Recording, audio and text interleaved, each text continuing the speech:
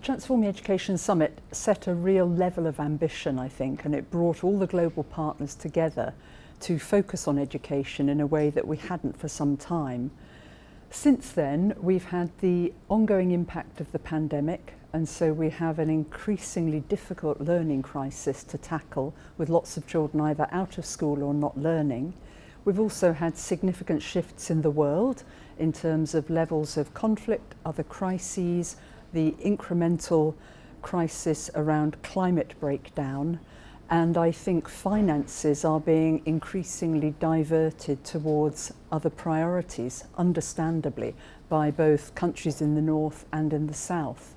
So I think for looking at learning outcomes and the lack of evidence on those, for looking at new and innovative ways of creating a greater quantum of finance for education, and also focusing yet again on how we reach the most marginalised, the most vulnerable children, including those displaced, refugees, those caught up in conflict, it's a very good moment to come together. And for me, regrouping around foundational learning is always going to be important.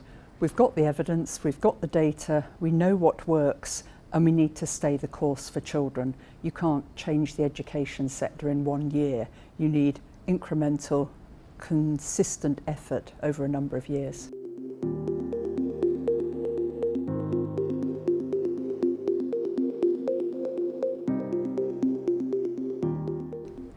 I think one of the real positives coming out of the Transforming Education Summit is that there are more people focused on the investments and the action by multilateral partners. I think there is more focus on partnership, on bringing in a diversity of voices, a diversity of funding sources, and also learning much more from the governments who are trying to implement their own ambitious education reform agendas. And I'm seeing the HLSC as somewhere where you have that real partnership, collaboration going on, where we hear what's working, we understand what the needs are, and we are shifting our emphasis in terms of where can funding come from. The $1 in, $1 out model is no longer going to be sufficient. We need real innovative multiplier mechanisms that will bring greater finance.